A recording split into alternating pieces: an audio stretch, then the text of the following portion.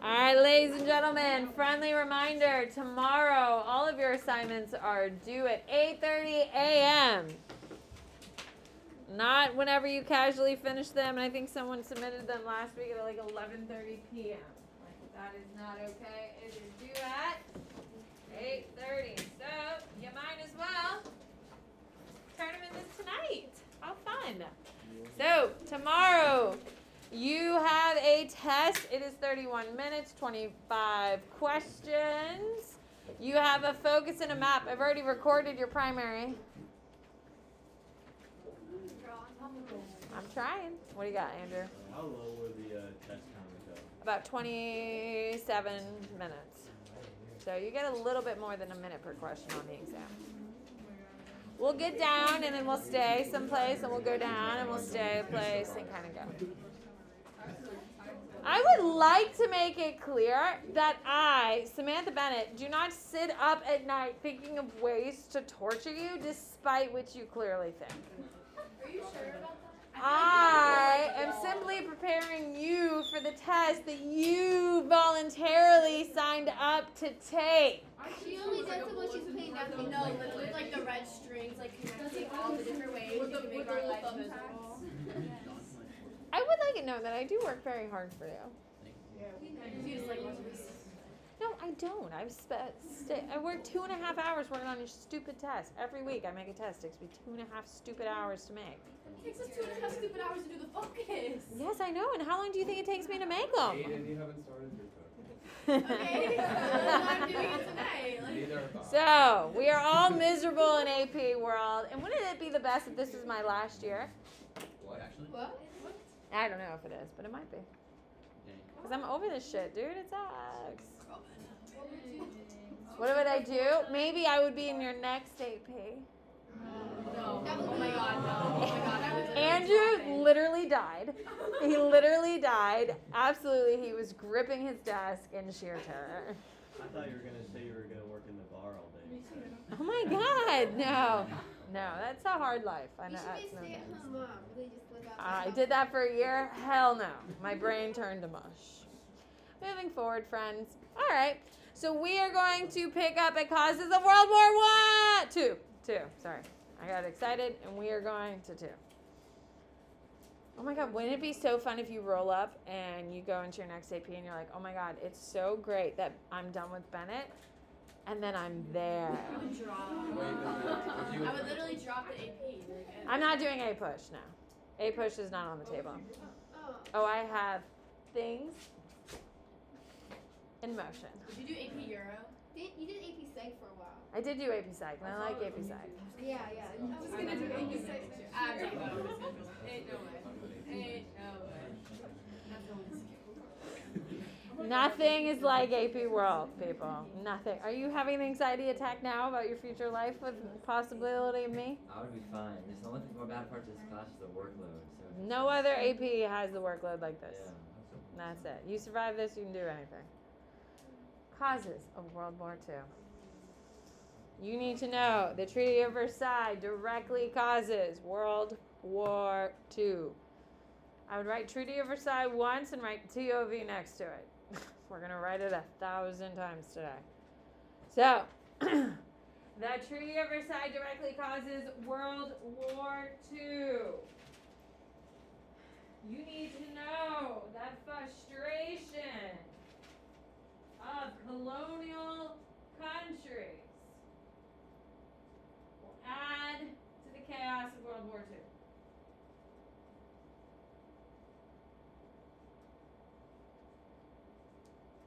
Militarism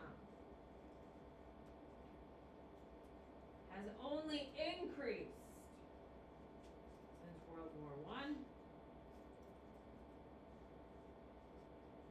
And new inventions like air forces will lead to bigger death counts. Why does having an air force lead to bigger death counts? Who can connect the dots for me? Come on, this is the coolest part of World War II. Why is there a direct correlation with airplanes and death count, Scott? Yeah, and you're indiscriminately killing millions and millions of civilians. The death count of soldiers definitely increases, but the drastic changes from World War I to World War II is the civilian count. So, in World War I, civilians are dying. They're dying of starvation, they're dying of cold, lack of resources. And yeah, some of them get shot by bullets, by, you know, people wandering away from the Western Front, stuff like that. In World War II, they're just blowing up entire cities. Like, they're taking their planes, flying over and dropping bombs and killing children, women, the whole thing, because they're just wiping cities off the map. Britain is a perfect example. Hitler bombed every day London, specifically, for about 67 days. Every day and every night. Okay? 67 days of relentless bombing. Men, women, children are getting killed, blown up. Some drowned in the tubes under London because it hits some water thing and it floods the tube system, which most people in London were sleeping in the tube system because it was underground during this Battle of Britain. So, I mean, it's the civilian number that is huge, and not as because of the airplanes. That's the huge difference there. All right. That was a happy point to start on. All right. So, first things first, let's go to Germany. They're the most penalized nation under the Treaty of Versailles. You need to know that. They're the most penalized nation. They're on... that doesn't make sense. They're the most penalized nation under the Treaty of Versailles, and they are going to become resentful of that. Is World War I really Germany's fault? No, it's not Germany's fault at all. It's actually Russia's fault if we're going to point blame. But Germany takes the full blame for it. This aggression is going to turn into frustration because of the Great Depression. The Great Depression makes it worse. So the frustration of being blamed is going to become completely exacerbated during the Great Depression. That is why the people of Germany become desperate, and that is the reason why they start listening to a lunatic named Hitler. Ladies and gentlemen, people don't listen to people like Hitler. People are happy. People only listen to people like Hitler who talk about blaming a minority group, who talk about the specialness of their race, and who keep talking about the clandestine future. People only listen to that if they have nothing else going on in their lives. Can we agree? And only during desperate times. So, Hitler rises to power during the Great Depression. You need to know that Hitler is going to be part of the National Socialist German Workers' Party. He is a fascist. Does that make him a communist? No, communists are not fascists. Fascists are not communists. They're different. Okay, fascists are dictators. They want a dictator. It is based on an identity. When we think about Nazi Germany, who's the only person you think of? Hitler. When you think of Italy, you only think of... When you think of Spain, you should be thinking of Franco. If it's a communist government, there's multiple leaders. Now, of course, there's an original one who starts the ball moving, but it varies. Everything is about identity, politics, and fascism. So, here's your introduction to Hitler. You need to know he writes a book called Mein Kampf, which means my struggle. He gets sent to jail because he tries to overthrow the German government, gets caught. So he goes to jail for like 90 days, and he writes a book called Mein Kampf. You can read it. My husband and I listened to it as we were on a road trip, and it is garbage. But you can read it. It just got, and people in Germany about 2 years ago could start reading it for the first time. It became available in Germany about 2 years ago because they blocked it for about 50-something years. And it became the #1 bestseller in Germany. It's all about how special Germany is. And it talks about the landscape. It talks about like the rocks for like 25 minutes if you listen to the book. It's fine. They used to give it to all German couples as a wedding gift. That was your wedding gift from the Nazi party, so. Okay, you do need to know that the Nazis are going to come into power really in 1932. Okay, so the story goes, how did Hitler get involved in the Nazis? In World War I, he was a private in the German military. He fought in World War I, got out. He was a struggling artist. He's actually pretty good. He's not terrible. I've seen some of the stuff. It's just off. It's like, it's just boring. There's no pizzazz to it. So he applied for a school in, I think, Switzerland or somewhere, and he got rejected. So he got drunk at a bar. And he got drunk, and the barkeeper kicked him out, and then he stumbled into another bar, and in that bar was the Nazis. It was one of the original meeting of the original Nazi members. He stumbles in and hears their stuff, and ta-da, that's how we have the Nazis. That's how Hitler joined. Okay, so, damn it, art school. Now, you do need to know that Hitler is going to challenge the authority of Paul von Hindenburg. He is of the Weimar Republic.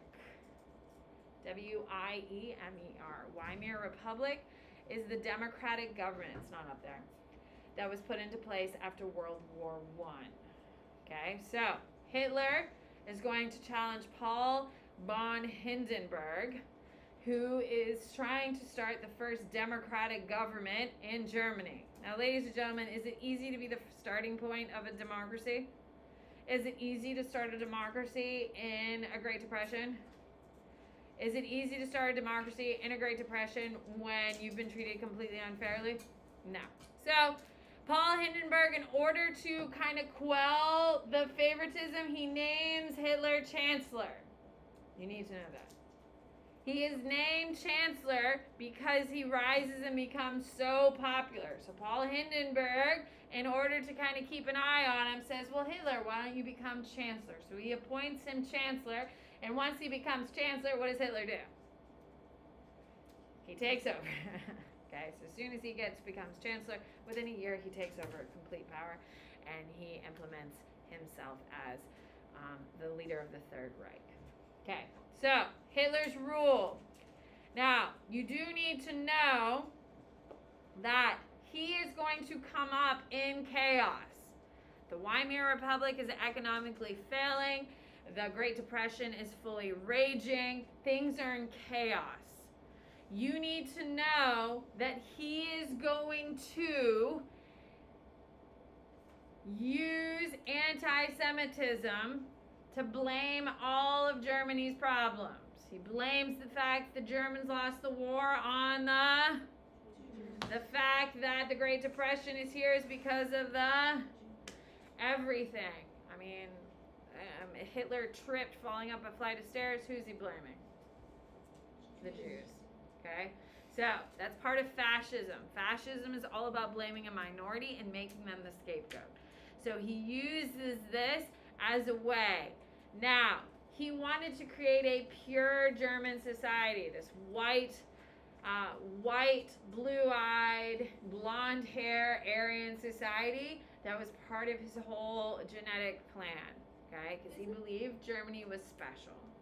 Doesn't he have black hair though? Yes, and he's half Jewish. Oh. Yes. He didn't like himself, is what we're saying. Okay. Okay, so you do need to know, starting in 1936, he's going to introduce the Nuremberg Laws. The Nuremberg Laws are going to be the first laws that are banning Jewish rights. Okay, so they are the first ones to start taking away rights. And he's also going to be pushing this idea of Lebensraum, which is right here. Lebensraum is German living space. That, remember, in the Treaty of Versailles, did they lose or gain territory? They lost territory. They specifically lost the Rhineland. And the Rhineland is going to be really the farmland and stuff like that, and a ton of acres in the breadbasket of what is Europe. Lebensraum is living space, and he says that the Germans are being choked out of existence because they don't have room to grow. So that's what Lebensraum is. The belief that they have lost the room to grow. And so he needs that territory back. Lebensraum is used to justify conquering other territories. You need to know that. He uses it as his justification for the Czechoslovakia. He uses it for his justification of the Rhineland, and he uses it for the justification of the Sudetenland. And then he takes Poland because he wants it. So, you need to know Nuremberg Laws are going to be implemented, start taking away rights. You've all read Anne Frank's diary at this point, right? What? I don't remember it. I had to go out of my way to read it. You don't like get taught. What? We read it in like 4th grade in Massachusetts. Jesus. Don't even mention it. I heard about it from like a friend. I think I read it. I remember the book. It was like a This is Hi, you need to read Anne Frank's diary. Huh? They made us read like a chapter of it in school. But, like, Hi. As like a human being, you need to read Anne Frank's diary. It is an important text, like written by a child for children about the atrocities of war and the horrors of which come. It's like important. I don't think Florida cares about not being discriminated. Well, we're not getting into that, but you should read it. I heard of the dad of Anne Frank edited it. And my bad. Oh no, he stuff. published it. We're moving beyond the conspiracy theories. Hello, friends. You need to read the book, and it talks about the slowing of the violation. In the beginning of the book, Anne casually mentions she gets the diary on like her 12th birthday, and at the beginning her writings are chaotic in the mind of a 12-year-old. By the end of the book, she's reading like these sophisticated prose and stuff like that because she's been trapped in her house writing for like 4 years, so she's doing pretty well at that point. At the beginning of the book, she talks about how she loses the right to go shopping with her friends.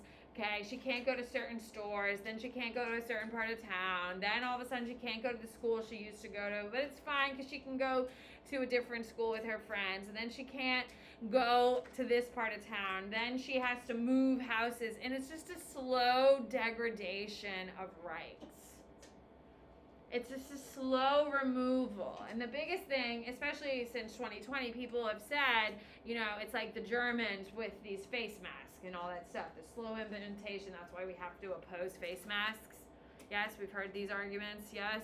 Okay, that's what they're equating it to, the slow implementation. You can agree or disagree about the masks. But that's what it's about. It's that slow transition, and that's the slow transition of the Nuremberg Laws. Now keep in mind, the first voiding of the Treaty of Versailles is going to be the formation of an air force. The second violation of the Treaty of Versailles is the rebuilding of the German military. The third void of the Treaty of Versailles is going to be signing the Axis powers. Dun, dun, dun, dun. In World War II, we don't call them the Central Powers, we call them the Axis powers. The Axis powers are going to be Germany, Japan, and Italy. Okay, Austria-Hungary is also going to join. Okay. Have you seen The Sound of Music? Yes. Did you know there's Nazis in The Sound of Music? Yes. Yes. If you haven't watched The Sound of Music, you should watch it again, because now you'll see the Nazis. The cute boy who she dances with singing, I am 16. Yeah, the cute boy. Nazi! Ugh, how Like in real disappointing. life? Or like just Well, yeah, I mean, it is based on a true story. But, alright, so, all of these, the Nuremberg Laws slowly start taking rights away. They start building alliances. And then the official start of the Holocaust is Kristallnacht, which is the Night of Broken Glass, which is right here. You absolutely need to know. Kristallnacht, at this point, Hitler has already created an air force. He's already rebuilt his military. He has already joined with the Axis powers. So he is well on his way, and now he's committing human rights violations. Now, obviously, doing the Nuremberg Laws degrading the rights of Jews is obviously despicable. This is the first time he's actually killing Jews outright in public. Okay? Now, what does the world do? Nothing. What has the world done prior to this? Nothing. Okay? Hitler gets named Man of the Year in 1934. Okay, he's on the Times.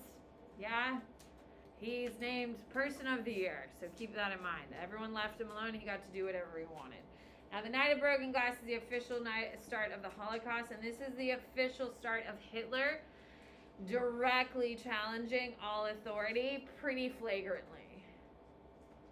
Now, it's the official start of the Holocaust. That hundreds of thousands are going to be killed, and you're going to see 30,000 are going to be sent to concentration camps. This is the official start of full-on concentration camps that are just out in the open. Beforehand, people were being quietly pulled to concentration camps or being executed quietly. Now it's just flagrant.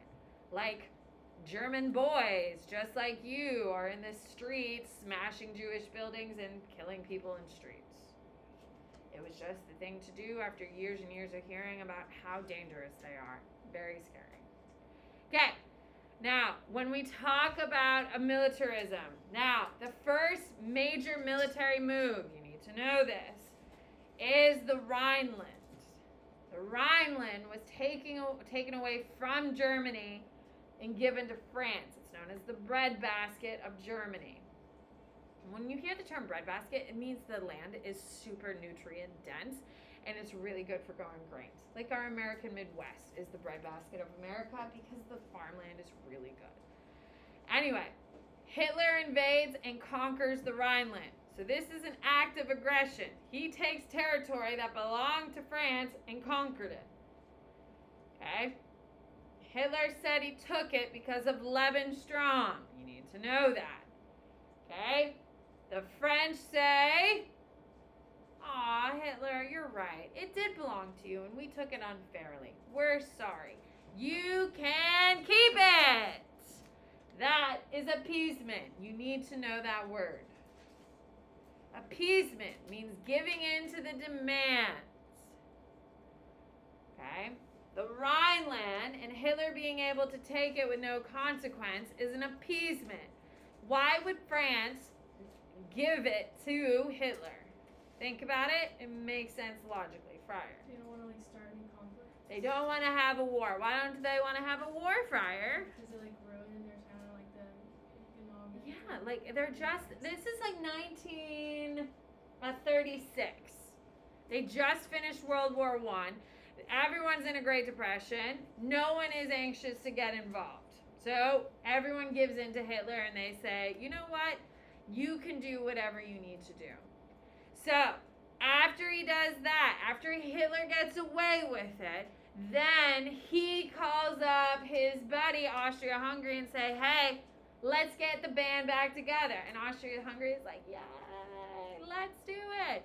So he creates the German-Austrian unification to create the Third Reich. In the Treaty of Versailles, he was forbidden to unify with Austria again. What does the world do when he creates the German-Austrian unification? Nothing. The First Reich is some like ancient German tribe thing. The Second Reich is Otto von Bismarck. The Third Reich is Hitler. Hitler is the Third Reich, the unification of the glorification of Germany. Okay, your second major military aggression is going to be conquering Czechoslovakia. Now this is a big one. So, Hitler has already taken the Rhineland from France. Now he demands Czechoslovakia. He takes it for specifically the Sudetenland, but that's a whole other thing. So, Europe kind of freaks out and calls the Munich Conference. You need to know this. So, after the Rhineland, everyone's like, oh, Hitler, it's fine. You can have it. After he takes Czechoslovakia, people are like, oh, shit, dude, you can't do that. Let's talk about it. So, everyone gets together and sits down and talks about Hitler's aggression. And Hitler, at the Munich Conference, says, guys, if you give me Czechoslovakia, I will be a happy, happy person, and I won't conquer any land. And everyone's like, oh my God, Hitler, oh my God, dude, that is so sweet of you to come here and tell us that. Because you're just the best, we'll give you Czechoslovakia. And Hitler's like, oh my God, guys. And everyone's like, oh my God, Hitler. Oh. And Hitler just like walks off and is like, oh my God, guys, this is great. And he goes and has Czechoslovakia. And the British Prime Minister famously turns to the world and says, we have solidified a world peace again. How's that going to look? Yeah, because it is that Prime Minister who is going to step down as soon as Hitler invades Poland! Dun, dun, dun, dun! He invades Poland on June 22nd, 1939. Did Hitler lie to the whole world when he said he would be a satisfied power? Yes. Yes, he did. Because Hitler lies. Shocking, but Hitler lied. He is going to invade Poland, and at that time, appeasement ends. They appeased him with the Rhineland, they appeased him with Czechoslovakia and Sudetenland. When he invades Poland, England and France immediately declare war. War opens on June 22nd, 1939. It is important for you to know that Hitler is going to sign a non-aggression pact with Stalin. Hitler and Stalin are friendly. They have a lot in common. You know, being dictators. With that being said, Hitler wanted to avoid a second front. So he signs a non-aggression pact with the Soviet Union. As a little prize, Stalin gets half of Poland. As in, thanks for being a friend. So who is super happy right now? Stalin. And all Stalin has to do is just show up and claim it's half.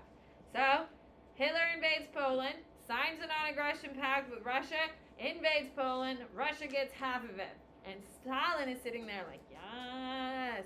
Why is Poland valuable? We know this from a map that you absolutely hated. Scott. Has crazy amount of iron ore and coal. Remember that annoying map that we did? Yep. Okay, so you're going to see that Britain and France are absolutely declaring war. Russia is sitting there saying, we're not involved, we're not involved. Why is that funny? What's going to happen to Russia? Yeah, they get invaded by who? Germany. And why does Germany lose the war? Because they invaded Russia. Ladies and gentlemen, if you ever become a dictator of a country, I want you to know, you should not invade Russia. Every country that invades Russia loses. Napoleon, Hitler, a bunch of other countries have tried doing it, and it just does not go well. Especially, do not start your invasions in June 18th, because Hitler invades on the 18th, and so did Napoleon. And guess what? Both of them lost their militaries. To the boards, friends! On your whiteboard, what does it mean? What is the word for German living space? Good. Joseph. Lebensraum. On your whiteboard, what's the name of Hitler's book? It's about a 4 or 5 hour audiobook. Catherine? Mein Kampf. My struggle. On your whiteboard, please tell me, what is the first territory Hitler invaded? Good. What do we got? James? The Rhineland. On your whiteboard, what is it called when England and France keep giving in to his demands? Good. What do we got? L. Appeasement. On your whiteboard, please tell me, Hitler signed a non-aggression pact with who? If only Hitler could keep his word. What do you got, Sophia? Stalin. On your whiteboard, please tell me, what is the only time Hitler gets held accountable-ish, but then asks what is the name of the conference where the European nations try to hold him accountable, but they give in to his demands? Good. What do we got? Olivia. The Munich Conference. On your whiteboard, what is the final straw? That England and France will declare war. Good. What do we got? Neil? Poland. On your whiteboard, what year does World War II break out? Good. What year is he? 1939. 1939. Does anyone know what year we get pulled in? 1941. 41. We get pulled in 41. Okay. Japan is your next part.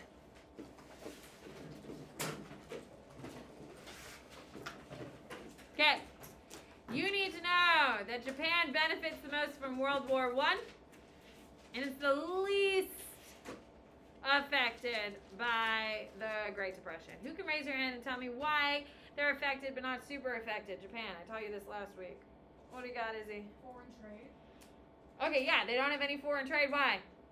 Because the people that they trade with are experiencing the Great Depression and inflation and Yeah, so it hurts them because they have no one really to trade with. During this time, you need to know that Japan is increasing their territory without any checks to their power.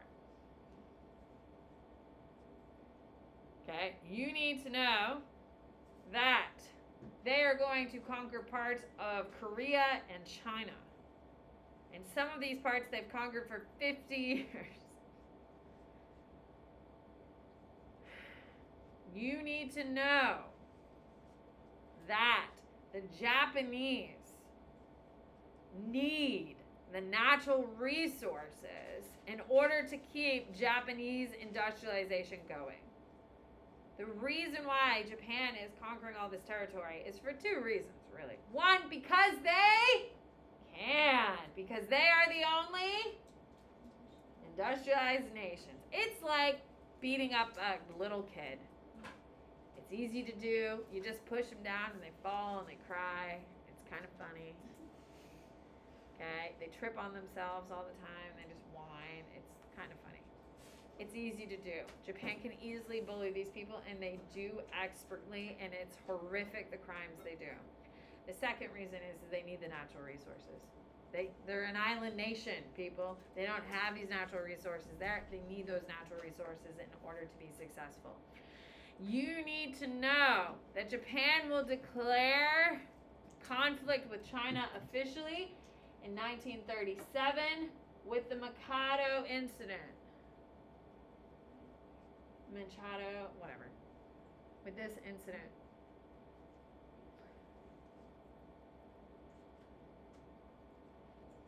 Okay, along the border of this state in China, there's a Japanese encampment or a government building because Japan controls one side, China is on the other. Japan purposely, and you need to write this down, blows up their building to justify invading China. Oh my God, would a country do that? They built their own building? Yeah, they blew up their own building to justify invading China completely. In 1937. Did they just like blame it on China? Yeah, they're like, oh my God, look what the Chinese did. They tried to kill us. Let's kill them all. And that's what they did. They killed millions and millions and millions of Chinese people and committed atrocities like the raping of Beijing, where they literally captured women and children, girls up to the age of 5, and rape them repetitively and do horrible, terrible things and provide them for the men for their soldiers. And that's what they did for about 30 years in Beijing. Yes, the atrocities committed by the Japanese against people of Korea and China are horrific, which is why if you call a Chinese person Japanese, it is very offensive because the Japanese committed horrible crimes against the Chinese and the Koreans. Well, The Chinese don't have like a good military. no, they don't have. China doesn't industrialize until the 1950s. China doesn't industrialize until the 1950s under Mao. And that shit goes terrible for quite some time too. So keep in mind, China is just a complete victim at this point, and they have been degraded for centuries at this point, and the Japanese are just taking clear advantage. All right, guys, how exciting. So, Japan is officially at war in 1937, okay, under the imperial flag of Japan. They are conquering territories.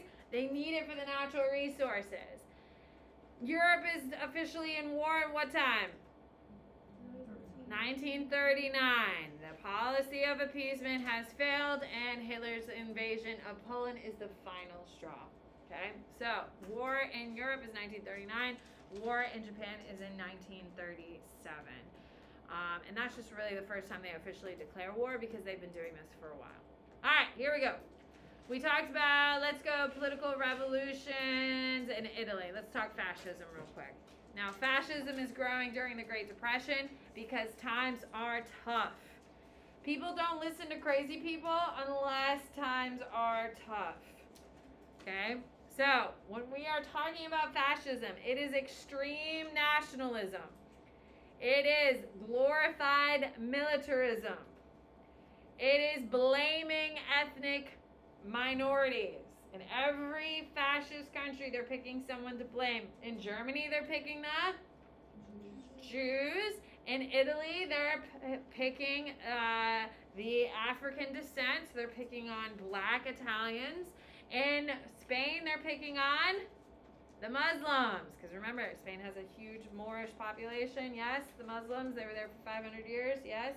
Okay, so you need to know fascism is created by Mussolini, Benito Mussolini. It is created by him. It is all about a singular dictator. That's what fascism is about. It's a glorification of one person into power, and it creates a totalitarian state. You need to circle totalitarian because we're going to keep using this word. It's a huge deal. A totalitarian state is when a government controls all aspects. They're also using a secret police. Now, totalitarian governments exist in both fascist countries and communist countries. So, Soviet Russia is a totalitarian government who uses a secret police. What is the name of the secret police? Henry? The KGB. Yes. They use a secret police and they throw people into gulags, concentration camps. Totalitarianism. So, in Nazi Germany, they use a secret police called the Henry?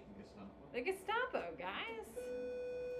And they throw people in concentration camps, and I think Auschwitz, yes, is a perfect example of it. All right, there is a little bit more because I do cover fascism in Spain, Brazil, and mandate system. Goodbye, guys. Yeah. How long's the other video? Like a class.